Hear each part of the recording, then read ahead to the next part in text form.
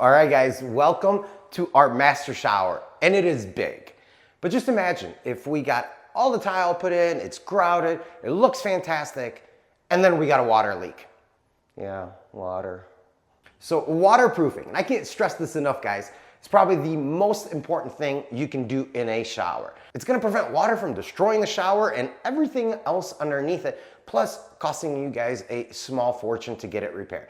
So today I'm gonna show you guys step by step on how I waterproof all of my showers to make sure we are 100% sealed in and we don't have to worry about water anymore. So let's get started and welcome to the Komar project.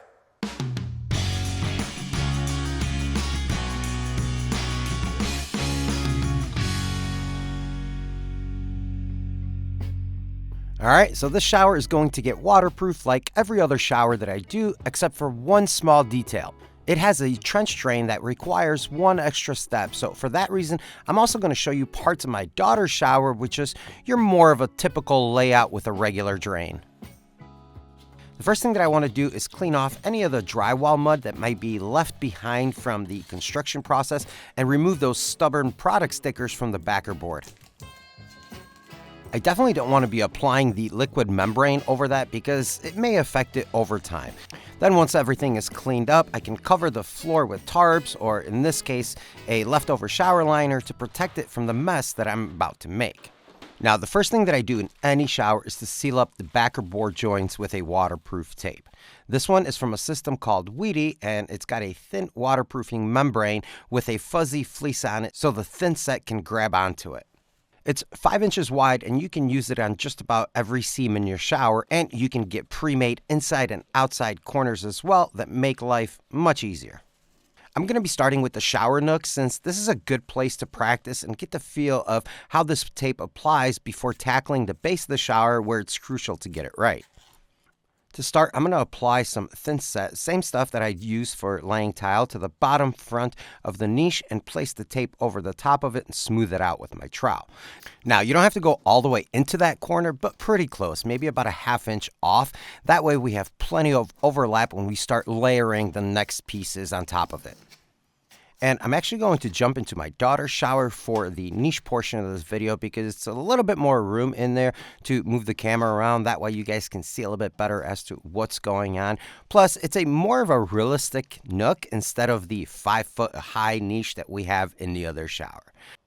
So after applying a strip to the inside top portion, I can put small pieces in all 4 inside wall corners as well. And you might have noticed that I'm using a different color of tape in this shower.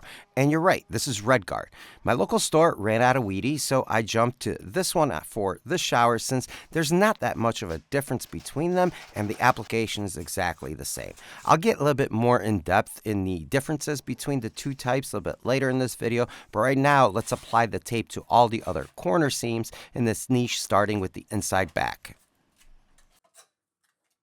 And the reason I want to put my back piece in first is when I put my horizontal piece in on the inside of the niche, I want it to overlap that bottom. So if water does get up here, it can drain down all the way onto here and then continue its way down to where the drain is. If we had it vice versa and there was a gap between here, the water would come down the vertical part of the niche and then it would go behind this thing. And that's what we want to avoid. We want to overlap everything like shingles as much as we possibly can. Now, it's not the end of the world if you get the order of application wrong because mortar's going to bond it all anyways. And we have a liquid membrane that's going to go over this and then tile. So the odds of water getting past all that into your wall is virtually none. But still, you want to do whatever you can to minimize that risk. And adding some homemade corners will definitely help with that. These are just squares that I cut from a strip with a slit on one side of it that I can now overlap into a corner. These are super easy to make and will save a couple of bucks on this niche.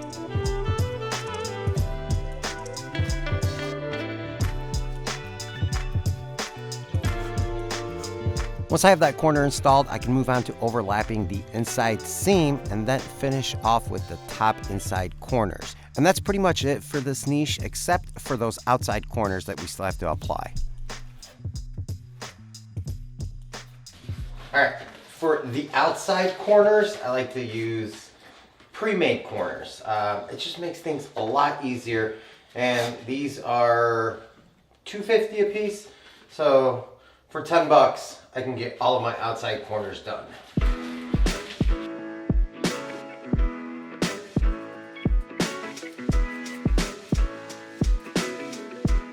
And if you're not very comfortable making your own corners, I would suggest using the pre-made ones. They're there for that reason. They take all the guesswork out of it and they make the installation all that much easier.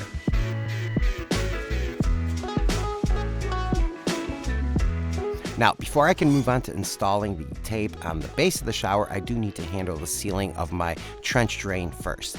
And because we have a concrete base with some imperfections in it, I do need to fill those in first with some thin set before I can put down the adhesive sealant tape to seal that drain. Even though this drain is embedded into the concrete base, there is a hairline gap between the drain and the concrete where water can eventually get into. And the placing of that tape will eliminate that gap and allow me to paint the liquid membrane all the way up to the edge of the drain.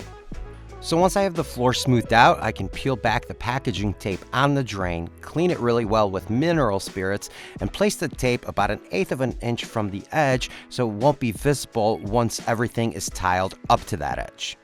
And this tape is crazy sticky, so handling it takes a little bit of patience and some finesse so that it doesn't wrinkle up on you, and then it's absolutely useless because we want a nice and smooth surface that we can paint over.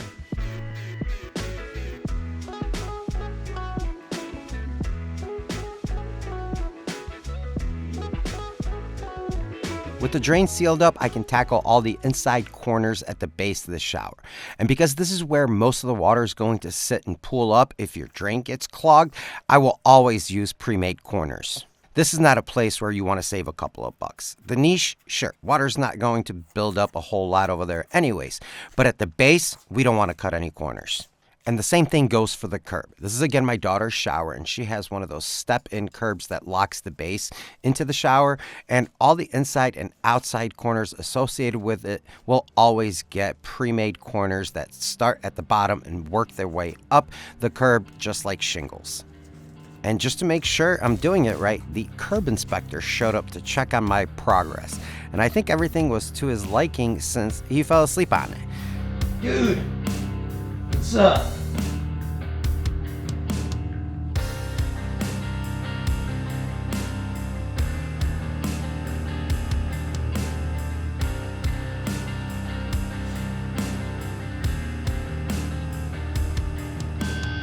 And that's okay too. It gave me a chance to run the vertical piece all the way down over the curb corner pieces.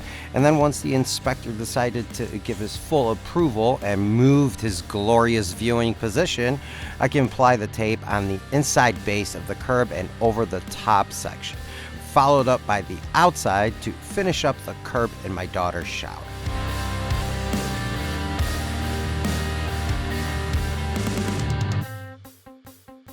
Back in the big shower, we don't have that fully encompassing curb like we had in my daughter's, so we can just run the tape at the base of the shower, overlapping our installed corners. And one thing that I did not mention when applying this tape, I will typically make the mortar pretty thin, much more viscous than when using it to install tile. When it's super thin like that, it's way easier to squeeze out that access with a trowel, and it just seems to bond much better than when using thicker mix of thin set. So I will get it to the consistency of running ketchup and then wipe everything down with a wet sponge to smooth out any imperfections and clean everything up so we get a nice base for that liquid membrane.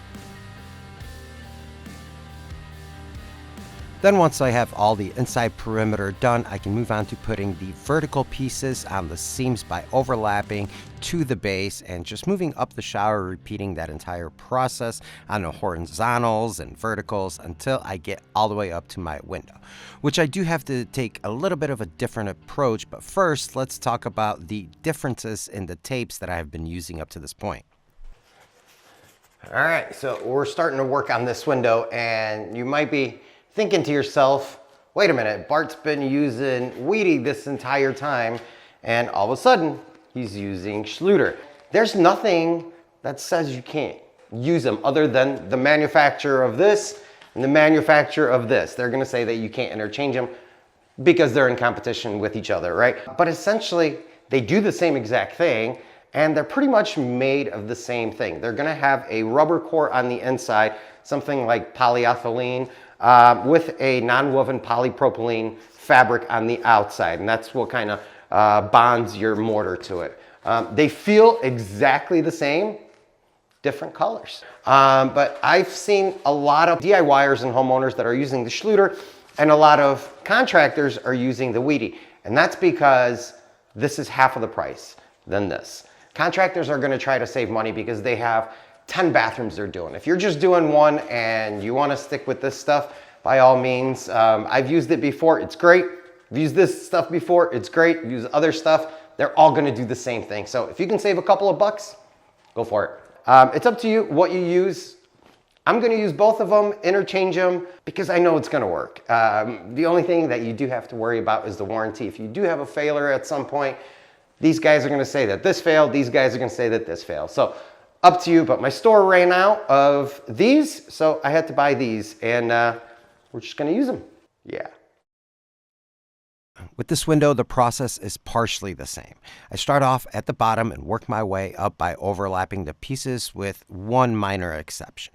Because this window is vinyl and the mortar is not going to stick to it, and I'm afraid that only using silicone to seal up against it will not be enough, I'm going to end up using the self-adhesive tape to go about 1/4 inch to 1/2 inch up onto that window.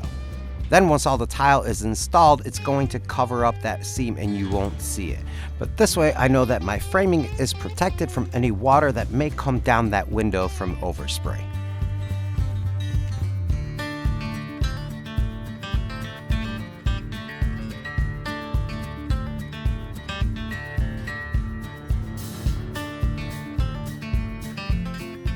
With the window sealed up, I can tackle my vertical inside corners and any other seams that I might have left in the shower. I even did the transition from backer board to drywall. That's a spot that my shower door is going to sit, and most likely there's going to be quite a bit of water that comes down it.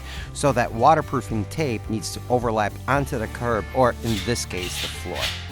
See these holes, Bubba? You just want to patch them on, that's all.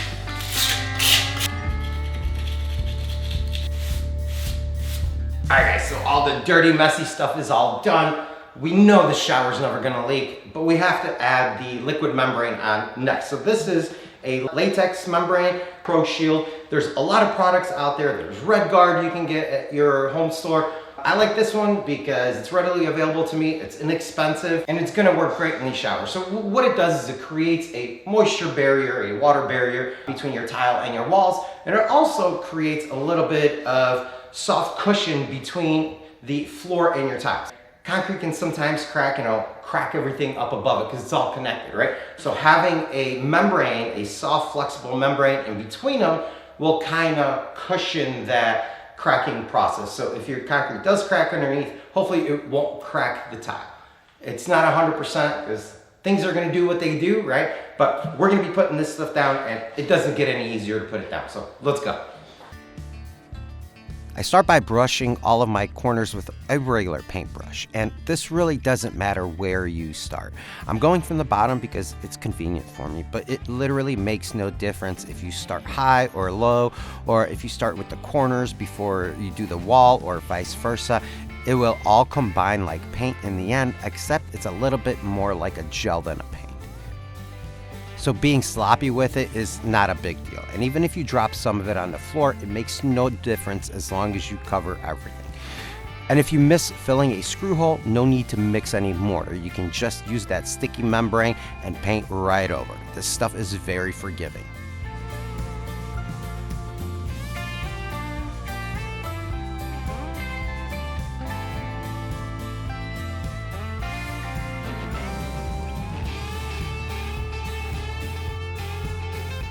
Once I have all my corners brushed on, I pull out a 1/2 inch nap roller and roll all my walls as if I were just painting my bedroom.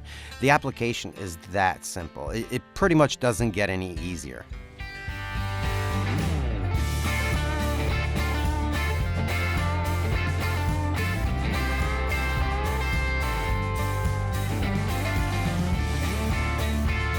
And when it comes to the floor, it's pretty much the same exact thing. Roll it on completely, making sure it's all covered, and then I do it all over again for a second coat. And that's it, my friends. This shower is fully sealed up and ready to be toweled. So whether you're doing a large master shower or a smaller shower, you can be sure that it's going to be watertight and last you for years.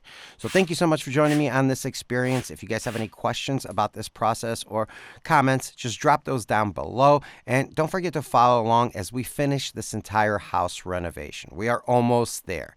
Hopefully you guys learned something from this video, and I'll see you guys next time.